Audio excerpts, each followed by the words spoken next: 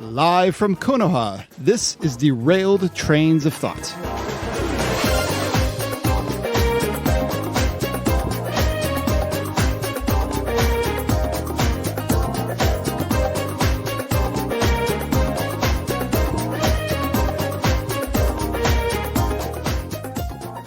Well, hello, Nick. Hello, Tim. How are you today? I'm doing pretty well. We're back into school here. Well, in Canterville, not here. Back at home. Yeah, this is a nice... I like the view. Yes, beautiful mountains all around and forests just outside the gates. Who are those people on the mountain? I think they're like the leaders of this village or something. I've never seen them I before. see a kid scampering away with a paint can. It looks like he's been up to no good. So hopefully they're taking care of him. Okay, yeah. So, yeah. But it's very cool. It looks like we're somewhere in Japan, I think. Yeah. Given off the signage I'm seeing. We've had some nice places we visited lately. The podcast is really good at taking us to some really exotic locales. Yeah. But anyway, so school is back in session now? 3 days as of this recording. Well, congratulations. Yes, it was good. It's a good start to the year. Hi guys. Welcome, Hi guys. Hey. Oh. Can I tag along in your ninja school thing? Yes, I think I've encountered you over on Monster Island at the Film Vault. Your name is Bex, right? That is me. Welcome. Thank you very much. Bex, you run your own podcast, or at least you have. It's on hiatus right now, correct? Yes, we are on a bit of a hiatus. It's been a couple years now, but yes, I run the Redeemed Otaku podcast, where we focus on anime, reviewing anime from a Christian worldview. And some of the back episodes, we did have just kind of some fun, kind of comedic back and forth between me and my husband. We actually kind of work well with each other on things like that. But I also do a YouTube channel, which is kind of where I've been focusing more of my attention because it's a little bit less work than running a podcast. I'm sure you can attest to that. Sure. Well, I haven't really done a YouTube channel full time, but I know a podcast is a fair amount of, there's a lot of editing that goes on. A lot of time. Yep. Yep. With the YouTube, I'm just doing some fun Pokemon and Magic card openings, again, with me and my husband. So check out my YouTube channel if you want to see like current stuff. So. Well, fun. Nick, I don't know if you've met Bex yet. I have not met Bex. I've heard of Bex, but I've never met her. Welcome. Hi. Thank you. I have never met Nick or Tim. Do you go by Tim or Timothy? I go by either, honestly. Oh, okay. All right. But yeah, so we're actually in the middle of doing our podcast now. This is Derailed Trains of Thought, which we call ourselves a premier podcast on storytelling. For the creator and the consumer. And we like to talk about all manner of stories for people who just are watching stories or people who have aspirations to making them, which we are probably more in the aspiration business these days than the actual making. Yeah. Hey, you know what? That is a great plug for my podcast. An aspiring podcaster. You're an aspiring podcaster right now. Sure. Life gets in the way sometimes, but that's okay. But hey, you're here just in time. We're going to go into our next section now. This is kind of the meat and potatoes, the heart and soul, the liver and onions, something like that. Ooh, no. Okay. I'll pass on that. Well, no, this will be more delicious than that. What is Naruto like? What does he like? Ramen. Ramen, yes. Ramen, yes, there you go. Which I'm sure they've got some great ramen places around here. But anyway, let's move on into Story School.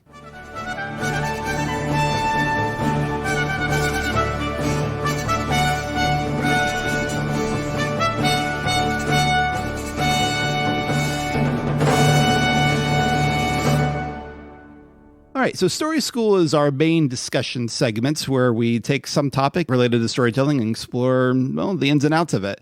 And the topic, I think you and I were talking while that little jingle was playing about anime filler or just filler in general. Yeah. So kind of explain to me what you were thinking there. So in the anime community, there are numerous lists out there of filler, quote unquote, filler episodes and why you should skip them. So filler episodes basically are episodes that the studio produces in between while they're waiting for the manga, the source material to kind of catch up with the story, right? Mm-hmm. So they produce either one-off episodes or a whole story arc or side plot or side adventure, whatever you want to call it, that aren't really necessary to the overarching storyline of the main story of the series. Mm-hmm. So there's kind of this ongoing conversation of should you watch filler episodes? Are filler episodes necessary, or can you skip them? So that's it. Yeah. That's the conversation. I know the series I'm most familiar with that is notorious for this is Naruto, at least of the anime that I've watched. I know you said earlier that Naruto is not one you've really invested in so much. What are the ones that you've encountered this in? So I looked up a list because I'm a little bit of an old school anime fan. I watched anime when it was called Japanimation. Oh, wow. Or I started watching anime when it was called Japanimation. So it was very limited. And you watched... That's like the pre-Adult Swim days. Yeah, you watched whatever you could get. Yes. Okay? You go to Suncoast and buy it. Yeah, yes, exactly. Suncoast. You had to get it on if VHS. you could even afford it, because I was a teenager. Yeah. Exactly. Castle Cagliostro that way. Yes, yes. So Sailor Moon was my anime of choice when I was really kind of, okay, this is a thing that I really like, and I'm going to watch this. Dragon Ball and Dragon Ball Z were also airing at the same time, so that's another big one that has a lot of filler. Mm-hmm.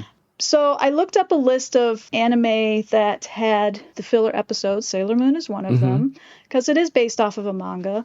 And out of 200 episodes, 98 episodes are considered filler, according to AnimeGalaxyOfficial.com. Wow, so about half of it. Yeah, which was surprising to me because, like I said, I watched it. I didn't care what I was watching. I didn't know anything about the source material. Oh, okay. I just watched it. Do you think you've seen all 200 episodes of Sailor Moon? Oh, multiple times. Okay. I've watched the Deke, which was the original American adaptation. And then I've watched the, fun fact, when YouTube first started airing, or when YouTube first started becoming a thing and people did like fan subs and that was when I learned there was more Sailor Moon than what I actually knew about. And yeah, so that was fun. Yeah. The age of discovery. Yes. Oh, it was great. Let's see. So Naruto. Now this article. Now there's two like main series of Naruto. Where the time period where he's like age 12 and then when he's age 15, then there's 16. Shippuden. Yeah. So this one just says Naruto. They may lump them both together. I think so. It's 720 episodes long. Yeah. 294 are considered filler episodes. Yeah, that sounds about right. So a third of that. Yeah. A third. This is why I stopped watching it like halfway through the Shippuden, this era, because like what I remember finding frustrating about filler arcs is that sometimes they'd have these sometimes they could be very elaborate. Sometimes they're just comedic goofiness. Right. But every now and then you'd have this really elaborate, like even epic kind of story. But then at the same time, you would know that almost nothing from that story would come back later on because there's no consequences. They wouldn't reference it. Yeah, exactly. Because it's like, this is not actually canon, but we're telling this story anyway because we want the manga to build up a backlog so we can catch up to it. Right. Now, when watching Sailor Moon, I was surprised at which arc was the filler because I didn't read the manga. I was just the anime fan. Mm-hmm. So I was actually, when I was looking up what was considered filler, I was surprised at the specific arc that was considered filler. And according to, this is not any of my own material. I just looked it up online. So hey, I'm glad you did some research because sometimes we're prepared. Other times we're like, we'll just make up stuff up. So we'll just wing it. Yeah. So this one I think is on GameRant.com. This is the ranked best filler arcs in anime. In Sailor Moon, the Makai Tree arc is considered the best, is actually highly regarded among anime fans, which I remember that being a really good arc too, because it had a lot of good character development. Mm-hmm. And I wouldn't say, not just necessarily character development, but just really seeing the characters shine in that particular story arc. Okay. So here's a question. I was wondering, since you didn't even really notice that they were quote unquote filler, do you feel like the anime actually integrated these extra stories better than maybe some other fillers have that reputation for? I can say for me, and again, I think it's because of my background, I think it is integrated very well because you're watching, back in the day, you're watching one episode a day, right? That's all you could get. There was no way you could watch more than just the one episode that was being aired. So I think with today's streaming services, somebody who grew up in the streaming era might have a different opinion because they can literally sit there for 2 days and watch One Piece, however long it takes to watch One Piece. Yeah, that thing is ginormous. Yeah. It's probably even longer, more episodes than Naruto at this point. So that's a good one. But let me finish with your question. Sure. So there might be a different answer depending on who you ask, whether the filler seems more integrated. Just to bounce off that real quick. Yeah. That is an interesting difference of expectations, though, when you have the whole season available for you on streaming as opposed to... You just want to get to the important stuff because you got 10 other series to go watch. Yeah. I guess is how people think. Yeah, exactly. Which is kind of a shame in some ways because, I mean, on one hand, you can watch more. On the other hand, you're just trying to get through it. Yeah. Is it really enjoyable at that point if you're trying to just get through it? Oh, and then, I mean, so obviously the two you mentioned have a lot of filler. Mm-hmm. What do you think would be I think people can usually figure out what's the downside of filler. What do you think are the benefits or some of the possible upsides of filler episodes? Well, I think you mentioned it earlier, the comedic aspect. So there's there can be a little bit of levity is the term I'm looking for. In the main story where you see the characters kind of stretch themselves beyond what you have been watching and they're in a different setting. Also, so the stretching of the ideas within the world. So you can kind of play around with almost like fan fiction type stuff, like let's put these characters in this setting. There could be added conflict and character development. So I think there can be some benefit to filler. There could be that argument for it. Yeah, I've seen people refer to like any episode of an ongoing show that is not about like the main story as filler. And I'm like, I'm not sure that really qualifies, or at least if it does, it feels like a very reductive way of talking about some of these episodes. Well, I know Tim and I have talked about, I don't know on air, but off air, we've talked about the fact that a lot of modern streaming shows are like, everything's cliffhanger, everything's connected. You got to just keep ramping it up. Yeah. And the upside to filler or even filler-like episodes is that you can enjoy the world or the characters. You can do some stuff, and I think there's a certain segment of the consumer population who wants that. They just want tell me the best story possible, and then let's get on. While other people are like, I like these characters. Let's just see Aang and company just hang out at a beach for an episode. Yeah, that's true. I watch a show for characters as well. So if a character to me is not making sense or is just not doing it for me, I'll more than likely drop a show. Or if they make stupid decisions, I'm like, and I get annoyed. If I'm getting annoyed with a character, I'm just going to stop watching. I mean, that was one of the other problems with Naruto filler in that it would sometimes regress the character. Like they would basically make some of the same bad decisions over again, like to rehash dramatic beats so that we've already done this. You mean like Aladdin and the Disney Aladdin show? Oh, that's a fair point. He's always lying and getting caught in his lie every single episode. It's like, I'm sorry, Jasmine. Yeah, I can see that.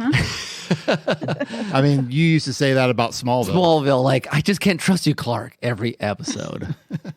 That's the entire season 1 and maybe 2. I don't remember. But I suppose I'm going to switch it real quick to like the creator. Because if you're writing some long-term thing that has space, you might have these times to play with the characters, put them in unique settings, give extra conflicts. But I guess the trick then is how do we not make it annoying?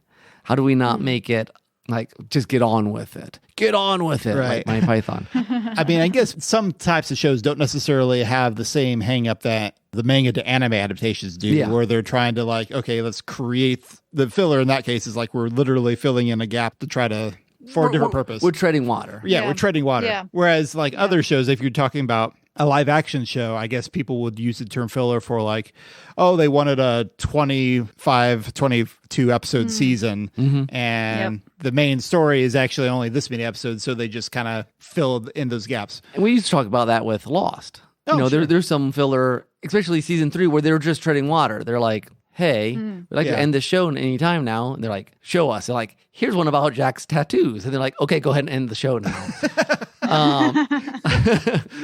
Very true. I was one of those shows where I got annoyed with the characters and I had to stop watching. Oh yeah, we're big fans of Lost here, but that's a whole nother story. But I mean, the flip side of that is that you also get some really fun, silly moments in season 3 that you wouldn't get in later seasons because they're much more focused on gotta get from the beginning to the end. They're much tighter. So so there's a give and take in some ways. Yeah. So in the list that I was looking through, I didn't watch a lot of shonen like Naruto and Dragon Ball. I did watch some Bleach, but I'm definitely more of the magical girl shoujo side of it. Okay. So, of course, they listed Sailor Moon, but they had an episode on here from Revolutionary Girl Utena, which is another magical girl show that I absolutely love. And the episode that they consider filler, that they put on this list, was the Curry episode. And looking at it and reading about it, I'm like, oh, yeah, that does, because it has nothing to do, absolutely nothing to do with the main story, does not push the plot line or even does any sort of character development. It is just pure and simple fun. And they played with an idea, a Freaky Friday type idea. And it's actually one of my favorite episodes. Okay. Yeah. That reminds me of when I was showing my sisters Rurouni Kenshin. And the first time I had watched through Rurouni Kenshin, I really only watched the first 2 seasons because everyone talked about how the 3rd season was not based on the manga and they just wound up doing their own thing and it was not that great. But we had started going through and we were having fun, so we went ahead and finished the first 2 seasons and it's like, let's check out the 3rd just to see what it's like. And it's true, most of it wasn't that great. But I remember there was a couple moments, there was one episode in particular that we just were laughing silly at because of some of the expressions of some of the characters and it was just some ridiculous situation. And we took a screenshot of like one moment of some character that just made us all, rolling on the floor laughing. And we would have completely missed that if we just skipped it because it's like, it's all filler. It's not actually all that good stuff. So you never know. Sometimes there's a diamond in the rough. I wonder if having some of that, not having the burden of having to keep the story moving frees you up to do things sometimes. Next thing like, I don't have to deal with all that. I can just play. Yeah. That's probably really refreshing for creator occasionally. Yeah, I often wonder that myself because some of the things that I've noticed, or one of the things I've noticed with current anime is these shorter, like they have to do, we got to do 22 episodes and we got to fit everything into this 22 episodes. And this is season 1 and season 2. And back in my day, there was no such thing as season 1, season 2. It was just the overarching story, right? There was episode 1, episode 45, episode 72. So I think the current anime, they don't have a lot of freedom in that they have to cram everything into this one season, 12 episodes or 26 episodes. And especially in the 12 episodes, I think it really hurts the storytelling aspect where they have to cram everything from the manga into that 12 episodes. And it's almost like an extended commercial. Go read the manga. If you like what you saw here, go read the manga. So I think there is some benefit to letting studios just produce at their own pace, if that makes sense, and just put out the episodes as you put them out. Have fun with it, It is interesting the way different studios can do that. It seems to me that one of the progenitors of the more fast track anime things was Fullmetal Alchemist Brotherhood. Because they did the first Fullmetal Alchemist series and it veered away from the manga in the second half. And they just did what they wanted. Yeah, they just did what they wanted. And it was a really interesting show for it. The second time they adapted it, they rushed through all the manga story that they had done before. Yeah, they basically just chopped it up to the high points from my memory. Yeah, that was like the first third of it. And then after that, they went at a better pace. But it's interesting. My sister, who's a huge fan of the manga, my sister Rachel, is currently going through that. She borrowed my DVDs. And she's actually I've been surprised she's been more disappointed about it because she knows that manga super well. And she's finding things in it that they cut out that I wasn't really even aware of because I haven't studied it as religiously as she has, I guess. Right, yeah.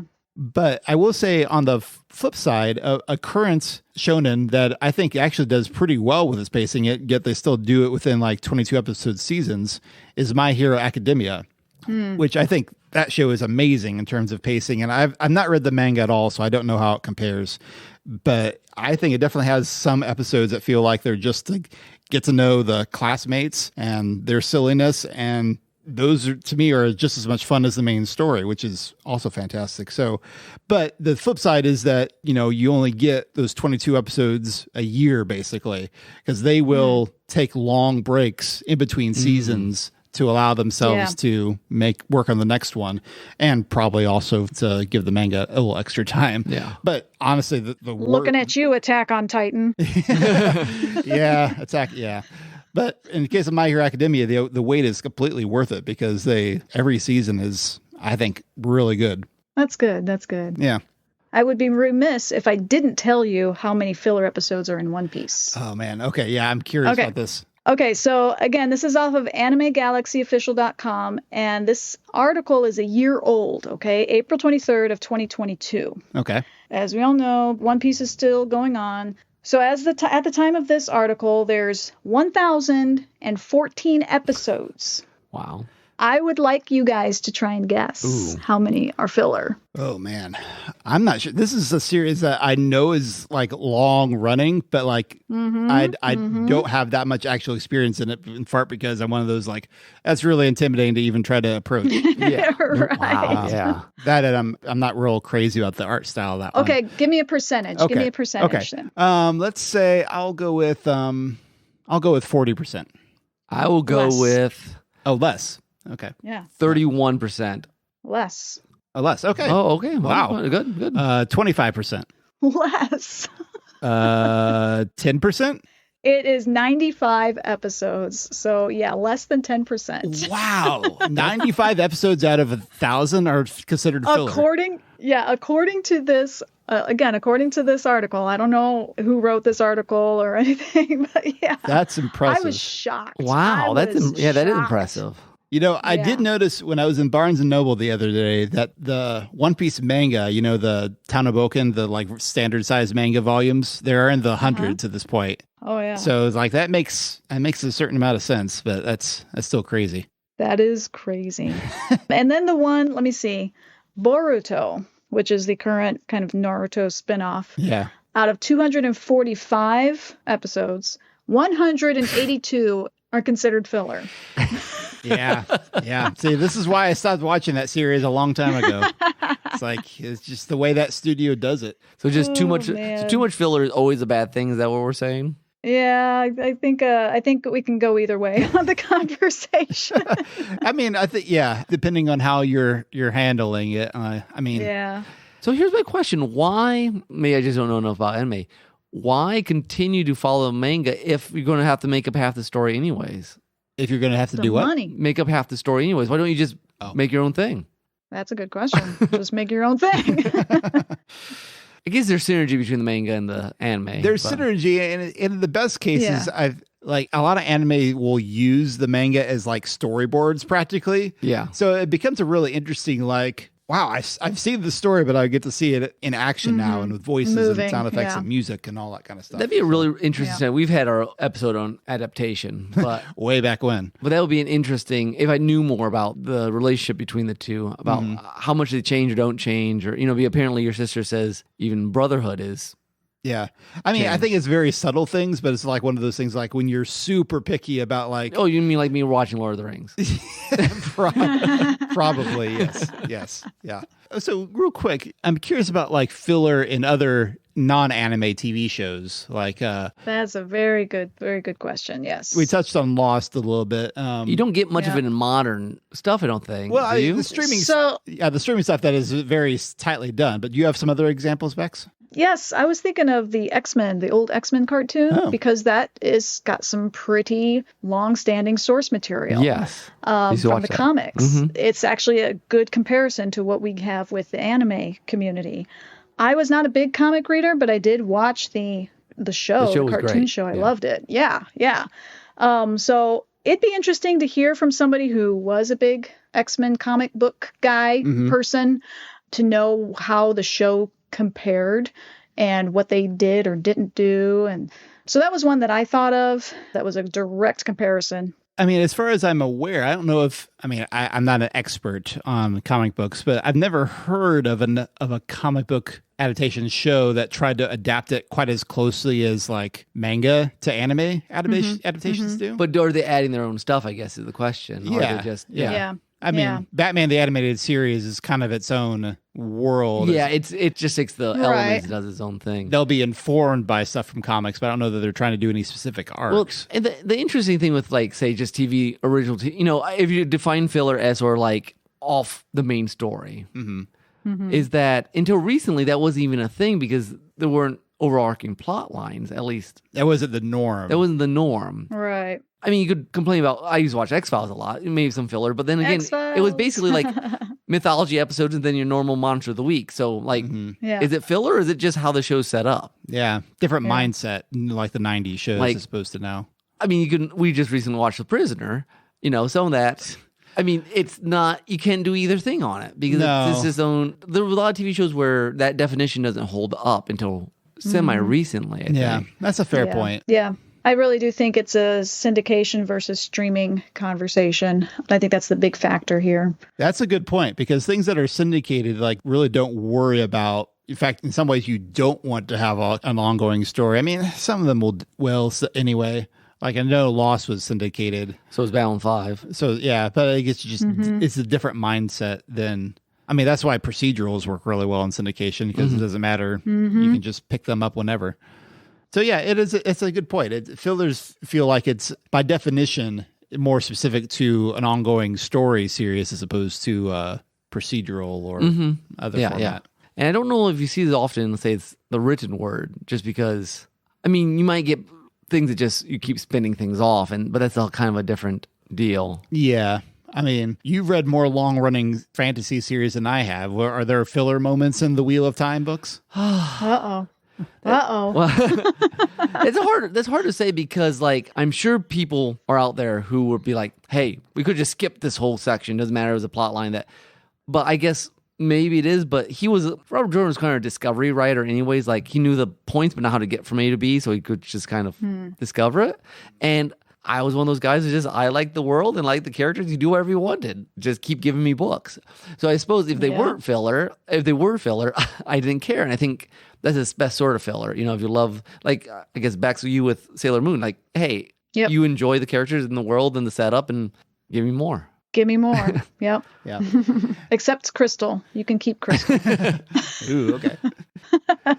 But yeah, it does seem to me that filler is one of those terms that can be used by online critics, your couch detective, but couch critics in a kind of a lazy criticism sort of way. Like, it wasn't what I wanted. Yeah. In some ways. Or it was. I don't think necessarily every story needs to be or every series, I should say, that'd be more precise.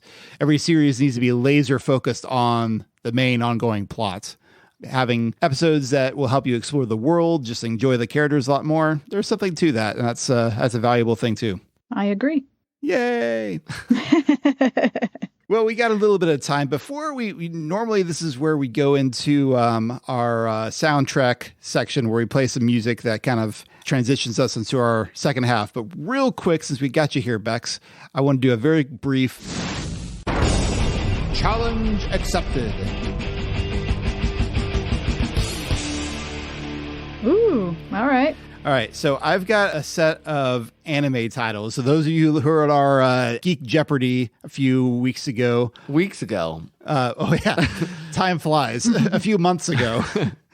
We'll recognize our anime Two Truths and a Lie, where I will give you 3 phrases. 2 of them are actual anime titles. 1 of them is not. And I will let you and Nick see if you can figure out which is which. There's no buzzing in, so I'll just let you take turns as you give me which one is. See if you can name the lie here. All right? Okay. All right. So first set. A. I've been killing slimes for 300 years and maxed out my level. B. Do you love your mom and her 2-hit multi-target attacks? C. I feel as if I've passed some arbitrary experience value and gained more power. Okay. So, Bex, you're to guess. You can choose first. Which is the lie there? Well, I'm going to go with C as the lie. I was leaning towards C myself. Okay, you're both correct. Yes. That I know the first one's real. I didn't know about the second one. Yes, those first two are actual anime titles. The last one is a line from Fallout 2. Nice. All right, so here's your next set. A, Pretty Boy Detective Club. B, Always Sometimes Monsters. C, Love After World Domination. Okay, Nick, you first this time. Okay. What's the first one again? Pretty Boy Detective Club. It's bland. I'm going to go with that one. Okay. Bex? The correct answer is B.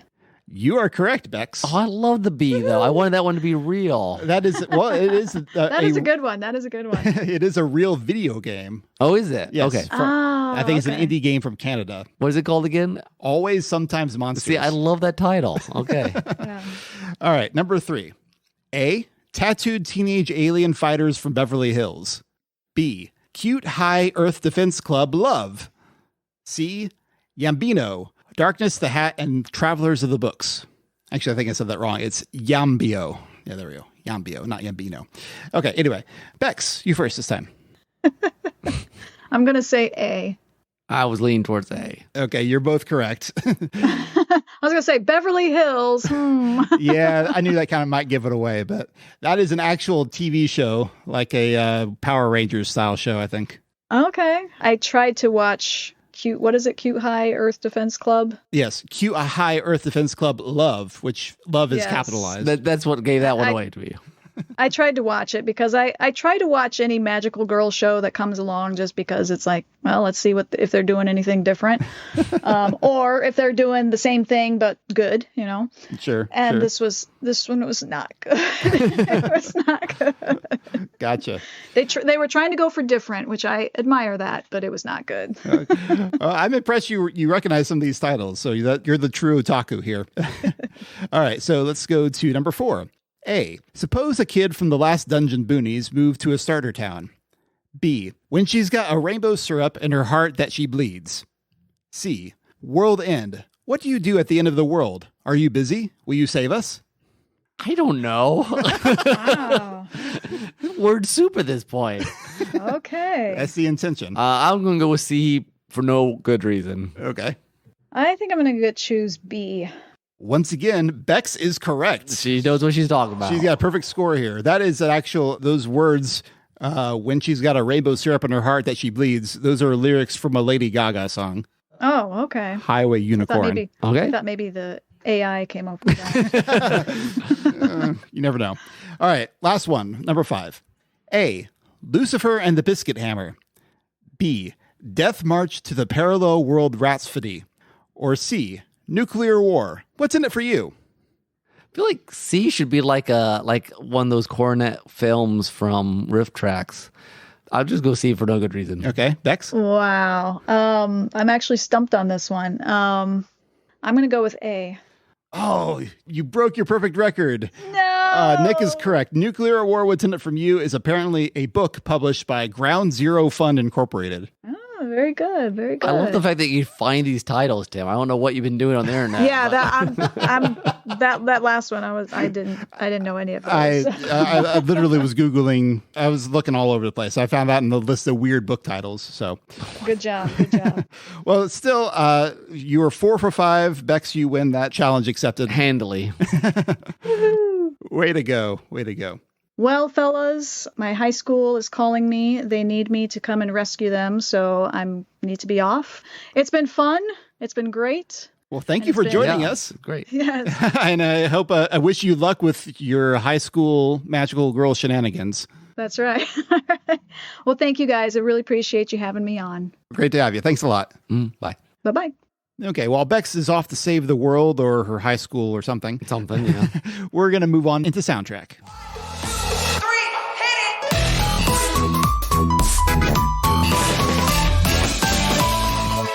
So we just listen to music while someone's suffering. That's great, Tim. Well, we're not equipped to handle whatever. Apparently, Bex. You must not be. Well, thanks. Well, anyway, soundtrack for those of you who are new to the podcast is where we where we just play some music. Because we like music, and usually it's vaguely related to our topic. Yeah, and music is an important part of a lot of stories, especially animated ones, and also video games. Or it's part of this creativity we talk about. Yeah, and sometimes it can spark your own stories. But anyway, in this case, I picked a remix from Overclock Remix from the game Dragon Ball Z Budokai Tenkaichi 2. Oh, is there filler in Dragon Ball Z? Yes. Well, at least I've never actually watched Dragon Ball Z myself, to be honest, but it does have that reputation for having it. The name of this remix is called Misdirection, and it is made by Malkos. Some nice electronic beats here. I hope you enjoy.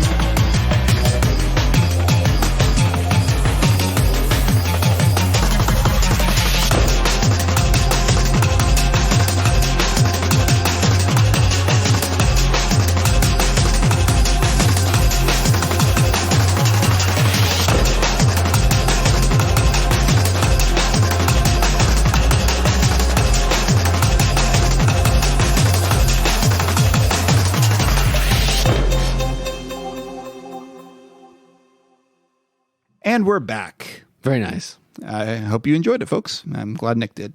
That's all that matters. That's wait, that you enjoy it or that the audience does? That I enjoy it. Wow, thanks. I pay your bills. Yeah, the check's late, by the way. Yes, it's about like 13 years late. Anyways, yes. Moving on, let's go into our next segment, Once Upon a Scene.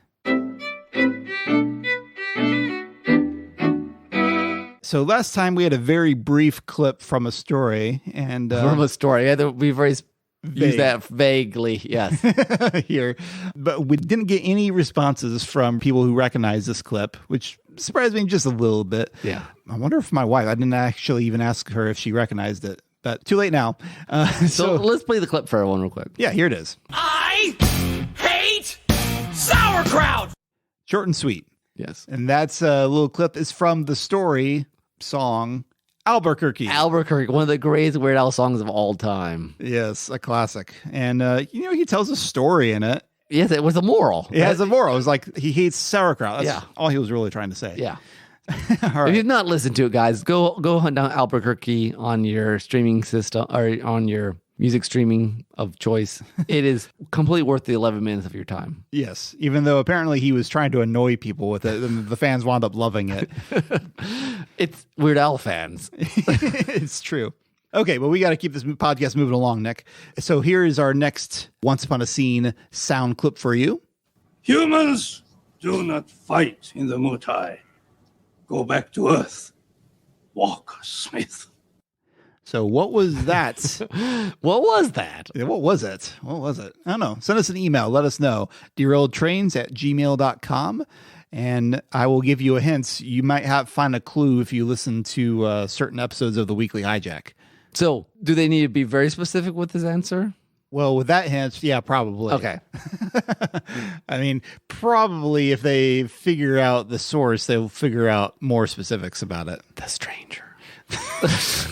I don't know if anyone else finds that running gag amusing, but we do. I love it. I want someone to write a version of The Stranger with all the references used. Oh, gosh. Okay. Well, Anyways, anyway, yes. let's go on now to our final second half segment. Our final second half segment? Yeah, that makes sense. Our take On Tales.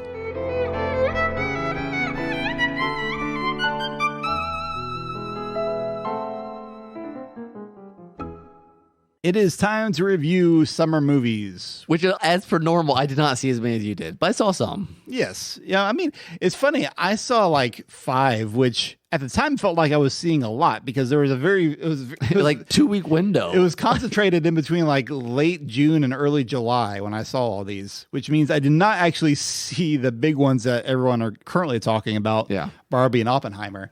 I was tempted for both of them for various periods of time, but at the end I was like, the closer we got to Barbie, like, that's probably really not going to be for me, even though the filming looks interesting. Mm-hmm. And the Oppenheimer, the R rating scared me away. My sister did see it and said, well, 2 of my sisters did see it and were blown away, but also one was like, she was kind of like, I'm not sure it was worth paying for. So it was blown away, but not worth paying for? I'm confused by that. I think she found it haunting in some ways. Oh, okay. So it was effective, but she didn't necessarily, she really was bothered by some of the like nudity that's in it and stuff like that. So it was like, well, I mean, that was really the main thing that kept me away. That was for me too, because like, yeah. It's like when you go to see a movie, you're in some ways supporting it with your money. And so like, there's always like, I become more and more that way. It's like, there's something that I'm not going to support. Yeah. Unfortunately, because it seems like it was a great movie of his. Yes, I know. Like I may see it at some point, but I'm not going to see it in the theater. Yeah, exactly. Right now. Yeah. So anyway, moving on from that. So we start as usual with our superhero movies. Okay. Here we go. Going all the way back to beginning of May. Superman. No, wait. That's way back when. That's way back. Yeah. Guardians of the Galaxy, Volume 3. Which we mentioned a little bit. We have. Yes. We had mixed feelings about this one, I think. On one hand, I think it's a good ending to the Guardians of the Galaxy. Mm-hmm. And it's a very effective Marvel movie. And like they hadn't had a lot of ones that were like really worked. I think the writing on the characters were really good. Sure. Like it was just a very visual, character, their family. And so I think that's all done very well and liked. Mm-hmm. Again, it's just the downside. I think it's just that same thing that's I think we complain about in the second one. Just this sort of flippant violence. Yeah, it's a little confusing that they have, I remember the last fight sequence is like, I remember thinking part of me was like, I should be finding this cool because like they're doing this really neat, speed up slow motion. They're kind of simulating one take sort of thing.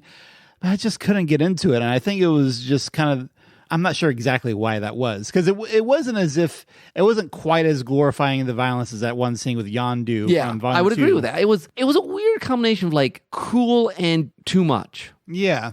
And I feel like that's something that I notice more and more in modern media. It's just everything's just a little too much. Yeah. This one was a strange one for me because I'm with you. I could admire what they were doing with some of the characters and the visuals were interesting, although I also felt like they really leaned into the weird in this movie. More than like the whole thing of like the space station that was covered in flesh. Yeah, that's just gross. It might be from the comics, but yeah. It's like, yeah, I could have done without that. And I was like, why is Nathan Fillion here? And like in this one weird guard role. Anyway, but also like the villain here was like really unsettling to me in terms of like the amount of power he was able to wield and the fact that he like has apparently created civilizations and then destroyed them multiple times. Yeah. Like he's a creator / serial genocider. That's kind of messed up. And it's, again, like, I found him as an interesting character thematic thing, but you're right that when you make that real in some sense, it takes you all that. This is supposed to be fun. Yeah. I think that's the thing that Guardians of the Galaxy seem to skirt that line. I think it depends on who you are, how much it skirts or doesn't, but it's always kind of on that edge. Yeah. And I think that's the good and the bad of Guardians of the Galaxy. Yeah. Because that's also sort of why it's so different and kind of good too. Yeah, it's a very fine line. And I think superheroes more and more have had this challenge of balancing. We want this to be fun, but we also want the stakes to be significant and to feel real. And where's the balance of that? And well, it's just interesting. Some of the movies we watch for Let's Finally Watch This, we've been talking about some of these old movies, like killing one person is like this giant deal. Yeah. And modern movies don't have a ton of that. But Guardians of the Galaxy is confusing because like if Rocket dies, that's important. There's one person, one life. But like everywhere else, it's not. So there's this weird dichotomy that's floating through the whole thing. Yeah. And I did appreciate, it's interesting, this was sort of Rocket's redemption story. Yeah. And that was very interesting. The fact that his whole story was really good. Yeah. He was easily the best part of it. And the fact that it ended with him feeling more heroic and responsible for other people was fascinating direction for that character to take. But yeah, it does seem somewhat at odds in some ways with the exulting and some of the brutality of other moments. It's one of the things when I first watched it, like I enjoyed it. I would say it was good, but I would always have this sort of like caveat. Yeah, I had a hard time feeling enthusiastic about it. Yeah. All right, so the next superhero movie I think that I saw was Spider-Man Across the Spider-Verse. Which unfortunately I did not get to see yet. I've talked on the podcast before about how I felt like I was one of the only geeks in America that wasn't head over heels in love with Into the Spider-Verse, the first one of these. Like movies. it was cool and beautiful, but I didn't think it was like the cat's pajamas. Yeah, there were things about it that made me realize how much I have issues with the whole multiverse. We've talked about that. Yeah. There's a whole episode about that previously where we were talking multiverse stuff. And going into this one, I knew that it was more of this kind of thing. And now there's a whole group of Spider-Men that are like trying to protect the multiverse, which that doesn't seem to me like a very Spider-Man thing at all. Like Spider-Man is a great hero, but he's never struck me as particularly administrative. So the idea of there being a whole organization of Spider-Man protecting the multiverse is like, I like it. So I went into it not really liking the premise all that much. Given that, it was kind of annoying how good everything else about the movie was. So do you like as much as the previous one? More than the previous one? I mean, about as much, I'd say. Okay. I mean, but like the characters are great. The animation I've heard the characters are just great. I mean, Miles is fantastic and his parents are also fantastic. It's one of the few situations where there were stories in modern memory that I can think of where the parents and the kid are at odds with each other, and yet they are both very empathetic. Like the audience can see both perspectives, and that's impressive. That's nice. That's good. Because like the parents are both good people, but you also see where Miles is coming from, and so it's like, and also the same thing with actually Gwen, Spider-Gwen. Yeah, her dad is also very. They could have villainized him a lot more than they did, and there's a real conflict between the two of them. But it's very understandable. So it sounds like they play the characters very well. Is what they play the characters very well. Which I'm a big character person. That'll help a lot in a movie. And it's a very cool visual style, very cool animation, neat things doing there. My one complaint I will say about the action, and I haven't really seen very many people talk about this. Not that I've sought out a lot of reviews, but I think some of the action sequences border on what we used to refer to as chaos cinema. Okay, yeah. Which we haven't talked about as much because it's not been quite as much of a thing in the last 10 years. It was early on the podcast, it was more of a theme that, this kind of chaotic. It's hard to know where everything is in relation to everything else. Yeah. And this one, there's so many people swinging around through space, whether it's Spider-Man or it's there's an opening scene with the Vulture. Okay. Where at some point it becomes hard to tell where everyone is and also like how much a hit actually matters. Oh, yeah. That kind of thing. Like, I know you recently rewatched Advent Children. Yes. And I remember some people complain about that one's like, I don't know how much stakes I should feel about some of these fights when people are just flying through the air. Like the rules of reality go away. So you're like, they wouldn't really hurt, win, lose. Are we just, Yeah. They're neat, but in some ways I find it harder to really have an impact or a connection with like, okay, they'll just kind of keep flying through all these environments until something hits, I guess. Yeah. So anyway, a lot of impressive artistry in there. Again, great characters. One of those like cliffhangers where I kind of forgot. I knew that they were going to have a cliffhanger into the part 2, but like, it's not really a telegraph, like where it's going till suddenly the movie stops and like, oh, right. I guess I'll have to wait a year now. Okay. So you would recommend? Yeah, I guess so. Okay. Reluctantly, but yes. Okay. And then the third superhero movie I saw, I actually did go to see The Flash. Yes, which, I mean, I don't think I even saw Justice League, so. Oh, well, okay. Well, so I'm behind on these DC movies. Well, I have more of a DC background than you do anyway. Yeah, I grew up on Marvel, so. Yeah, I grew up with Superman mostly on TV, and then even now I read DC comics way more than I will read Marvel comics. Yeah. It's a weird quirk of mine. I go to Marvel movies, but I read DC comics. So I went to it more out of obligation as much as anything because I might as well go see that. But you like The Flash. I do like The Flash. And Flashpoint was one of those comics I read and processed. I haven't not. Okay, here's the funny thing. I've not actually read Flashpoint. Oh, I thought you. Okay, but I know about Flashpoint. They've done Flashpoint. Well, here's a weird, annoying thing: the fact that they use Flashpoint for this movie. They've already done Flashpoint, adapted it in 2 other things. Oh, okay. They adapted it in the TV show, and they adapted it. I guess they use elements of it for the TV show. Yeah. So I felt like I know the story from that already. I know they've already done an animated thing for it, and I don't even like the idea of Flashpoint that much because basically Flashpoint is one of their universe-breaking events that DC does occasionally. And this one where the Flash changes something in the past, and that winds up splintering the timelines, the multiverse, and all that kind of stuff, which is what did this story. And again, I'm tired of multiverses, whether it's Marvel or DC. What I will say about what's interesting in this one, they did kind of a different approach than I've seen other people do it, where basically Barry learns that like he can't change, like by changing things, it messes stuff up. Mm-hmm. So it's less of a let's defy fate sort of thing, more like, no, I have to learn to accept whatever happened. Okay, so a different angle. A little different angle. I mean, he still winds up changing tweaking a little bit, but it's not quite as egregious by the end. I'm probably giving away a spoiler, but no one went and saw this movie anyway. The way they do the Flash here, when the movie first started, I was like, oh yeah, this is really not the Barry Allen that I know in some ways. Now, I didn't mind it as much. It's the same actor from the Justice League movie, and I didn't mind it as much there because he felt like, okay, it's a comedic relief. This is kind of a team movie. Yeah. We need a character so like that. Here, he just seemed annoying. It's like, I don't know who this character is really. I mean, I kind of do, but this is not really Barry Allen. Now, as the movie went on, it was interesting. The actor did actually a pretty good job, Ezra Miller, of contrasting. He goes back and sees his younger self. Okay. So he's playing 2 different versions of the same character, and that is impressive. At that point, the older version of Barry Allen became much more interesting than the younger version. So that was interesting.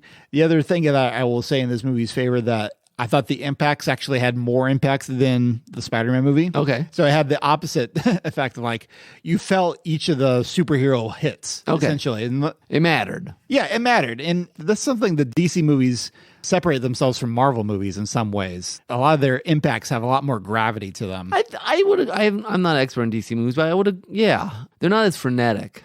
Yeah. I mean, there's definitely fast paced and it's cool. You get to see the way they move. It's funny to say they're not as frenetic when your main character's superhero is super speed. Well, I mean, just the action scenes in general. Yeah. They have to ground them in something. And which is also kind of funny because DC heroes tend to be more godlike than Marvel. Yeah, it's an interesting. It's. I feel like it's different visual effects styles. Yeah. In some ways. Now, a lot of people will criticize the CGI in this because it does look very weird at points. There's a sequence early on where the Flash is rescuing.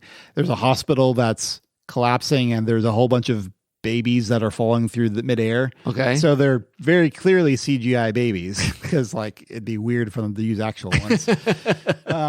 No babies were hurt in the film. So of this that film. sequence is kind of strange, but a lot of people also complain about some of the multiverse stuff where they see like the realities blending together to CGI, and that looks strange. But I think in that case, it's supposed to look strange. Okay. So I will give them a little bit of leeway on that.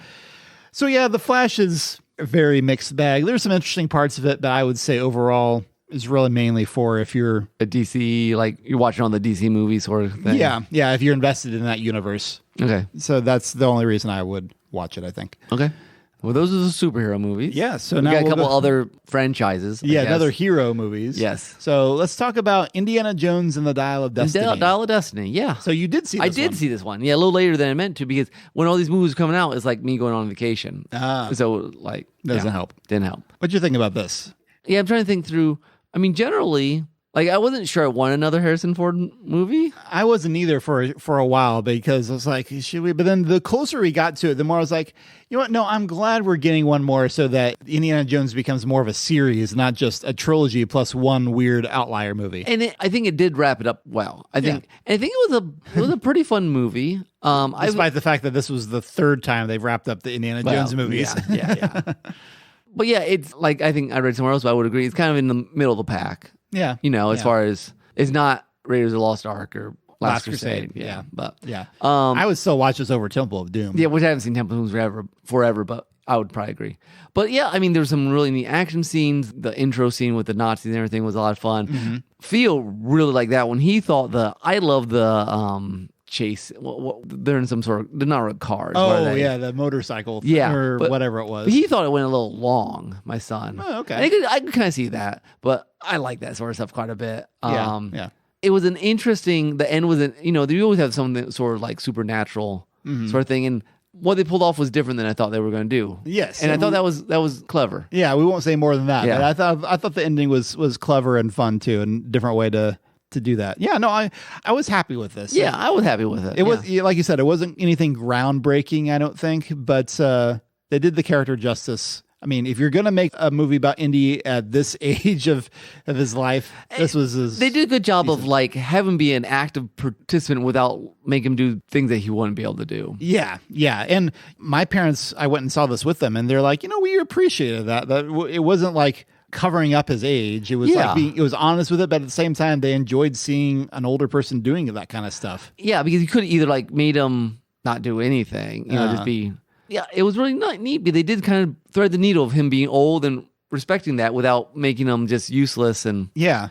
And I do want to point out here, were some conservatives who called this a woke movie because like they thought that his goddaughter was going to be overshadowing him, and it was a sad Indiana Jones that was like pathetic. Yeah. And like, guys, it's a redemptive arc. He has to start the movie in a sad place so that it can end in a better place. Well, I thought that was a very uncharitable. I know Disney does a lot of stuff that we don't like. Yeah. That's true. But you judge a movie on what it actually did, I think. Exactly. Like, come on. And again, like in these movies, some strong women who go around like doing everything is basically par for the course. Yeah, exactly. Even in the Indiana Jones movies, I mean, Marion was always kind of this feisty girl, and like Temple of Doom, maybe the one where they had a woman that was kind of more weak and crybaby, and everyone thought that was a count against the movie. So come on, get real. Yeah.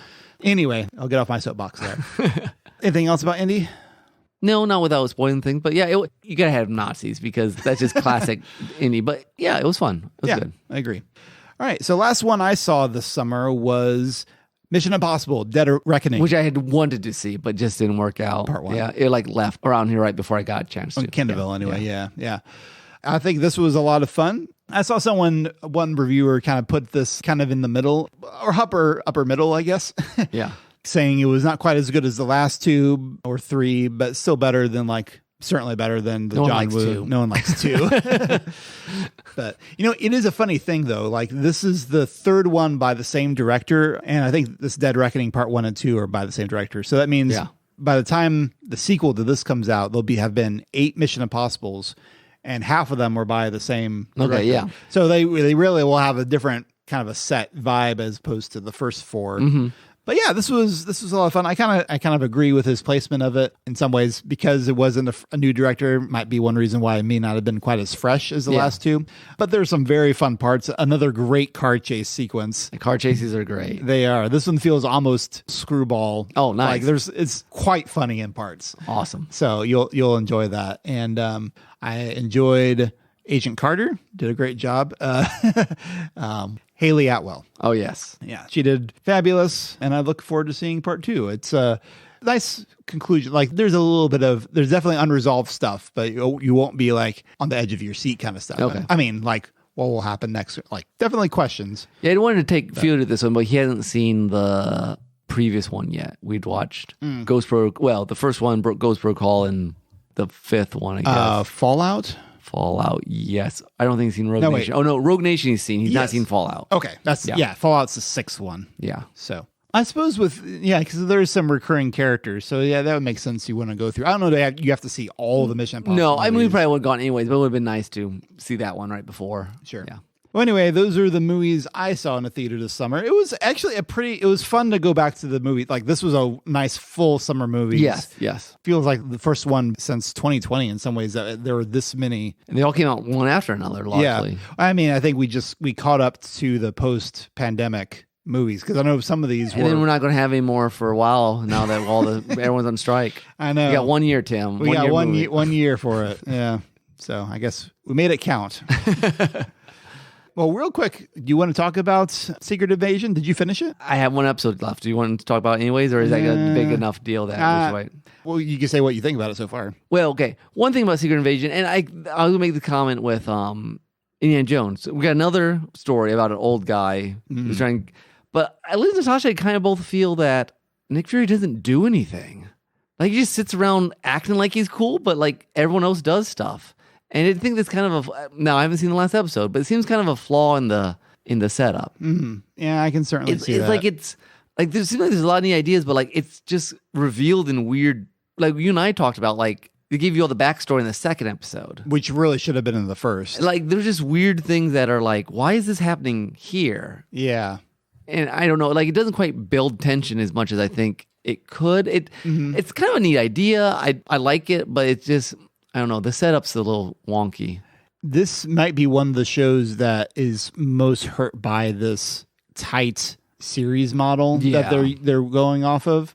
Someone pointed out, like I think there's interesting things about the series, but it never feels quite as strong as it should in some ways. But I don't know what I would change necessarily. You bring up a good point that Nick Fury's relation to everything is kind of on the. It takes you long. It takes you it's like episode 4 or 5 before you figure out why he came. Like they're like, why you come back? It's like we don't have any context for anything. Yeah, at the right time. Yeah, a lot of these Disney Plus Marvel shows feel like they're using a movie structure, just kind of broken up in segments almost.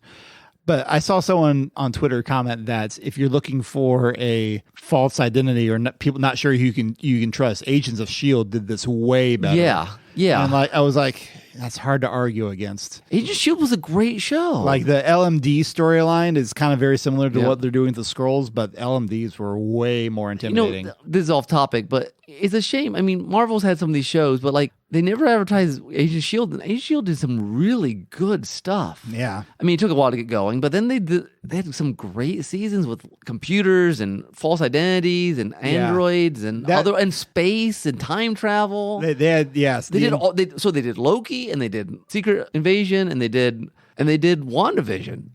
They did all the realities. Kind of. Yeah, that's true. Yeah, it's a highly underrated show. Yeah. So there it is, guys. There it is. A lot of people, when I talk about lazy criticism, I do think there's a lot that gets directed at Marvel just because they're the popular punching bag right now. True. Yeah. I will say that I do think audiences are hungry for something different, which is one reason why Barbie and Oppenheimer did really well this summer. And Secret Invasion could have been, I mean, it's an okay show. Yeah. But it could have been a great show. Yeah. I don't know what I would change. I mean, I got to see the ending and dissect it, but there's a lot of good elements there. It definitely feels one of those like I'd have to study it to figure out what's wrong with it, and I don't have the energy to do that. Yeah. Which is, yeah. I was thinking a little bit, this is a little off topic. I was thinking about this the other day, that like old school Star Wars novels and the new ones. The old school Star Wars novels, they were adventure and the stuff that's Legends now, and moving forward. And the new ones always have to fit in between two movies and kind of are just character studies or little things happening here. And I feel like the Marvel, I just connected this, the Marvel shows in some ways are just filling little gaps. They can't do anything. Yeah. Because the movies are tent poles. I don't know if that's just changed how you think about stories, the sort of stories you can tell, the sort of things you can do. I don't know. And it's just a theory here. That's an interesting theory. I mean, a lot of people said that was the problem with Agents of S.H.I.E.L.D. in some ways, that it was kind of off to the side, afraid of impacting everything else. But at the same time, I'm always like, but how much is that really important? Like, I love having a connected universe where having people interact with each other all of this is nice. But at the same time, I'm like, the world is a big place. Do we really have to get that caught up in like everyone being aware of things that are going on in this series and that series? I don't know how you balance it, but I always remember, I think it's good, going back to Lost, Damon Lindelof saying that, yeah, you can plan out your show, but you got to make this episode good. Yeah. And I think, not that our shows are bad, but I think Loki was a lot of fun. I had some issues, but like WandaVision was super well put together. But if you can make the show and not have it have to connect to too many things, you might have a lot more freedom to make just a really cool show that takes place in the world without having to connect to everything in the world. Yeah. I don't know. Those are just ideas. So are we saying that the problem with Secret Invasion is that it's filler, essentially? But it didn't have to be, because it's not, because it's its own story. Yeah. So I don't know that it's that, but they could have done more explanation early on, like Maria Hill dying, right? A big deal if you know about all the Marvel movies. If you just came in to watch Secret Invasion, like, oh, okay, that's too bad. But you haven't built anything. Yeah. The problem is they never have to build up connections because they assume you already have it. Yeah. Maybe. I mean, it's easy to just say, here's the problem. I didn't have the right. I mean, they still wrote a show and got a good thing put together, but it seems like you can make it stronger somehow, but I don't know how. Yeah. All right. Well, that's an unsatisfying note to end on. I'm sorry. Yeah. But the nice thing is that there were a lot of fun movies to go to this summer. It was. So I hope we get more of that. But at the same time, I do agree that the strike feels necessary at this point. That writers and actors, they need to be fairly compensated. And we are in a strange new world in streaming right now. And no one knows how to make money at it, apparently. Yeah. So this is the time to address it, apparently. With that said, we should wrap this up, Nick. Folks, if you enjoy this episode, feel free to check us out, derailedtrainsofthought.com. We have over 140 other episodes about all manner of storytelling topics for you to explore, as well as our two other podcasts, The Weekly Hijack, where we have our instant reactions to various TV shows, and Let's Finally Watch This, a podcast for casual movie fans who have always meant to watch classic movies. Season 2 of that will be coming out in a matter of weeks after this episode comes out. It will be premiering on September 15th. Come join us. Another good season of very interesting talkable movies. Yes, talkaboutable. Talkaboutable. There you go. New word. Talkaboutable. Yes. We'll be going through the 20th century, starting with 1903, 120 years ago. Yes. And you will have to tune in to see what every movie will be. Actually, I might put that up on Facebook at some point. So you can look forward to it. Yeah, so you can look forward to it. And maybe my mom wanted to watch some of the movies ahead of time. That's a good idea. Yeah, not that you have to. We purposely make the episodes so that if you haven't seen it, you can kind of get a feel for what the movie's about. And you can see whether it's worth their time. Exactly. Yeah, we try to keep them relatively spoiler-free. Okay, Nick, what is your soundtrack for today? So you took the easy route and took Dragon Ball Z's song. I was not that smart. And I thought, filler is more like just expanding something that's short where you got to kill time. So there was an album that the Bad Dudes, that was a group going around, made where they took jingles, little songs that were less than 10 seconds, and they made them into full-length 3-4 minute songs. And I thought, that's kind of like you're filling it out. Usually they're title songs, character select songs. So I picked a song from NBA Jam called From Downtown, remixed by Kay Triton, Mustin, and Steve Layla. It's pretty jamming for being NBA Jam. So what did they rearrange from the game here? They rearranged the Choose Your NBA Team. So it's probably just a Choose Team little jingle. On that screen, basically. On that screen thing. These probably just like a looping 8-second thing, and they turn into 3.5 minutes. Okay, cool. So... Well, hope you folks will enjoy that. Meanwhile, can we go get some ramen? We can go get some ramen. That's I'm seeing some like ninjas on the roofs up there, so let's just stay out of their way. Yeah, that's not great. We have those sort of skills, I don't think. No, I do not. Unless, yeah. Those are not the skills I have. Okay. Yep. Good to know. All right. Yeah, so we'll get some ramen. Special thanks again to Bex from the Redeemed Otaku podcast and YouTube channel for joining us on this episode. Until next time, folks, this is Tim. This is Nick. Bye-bye.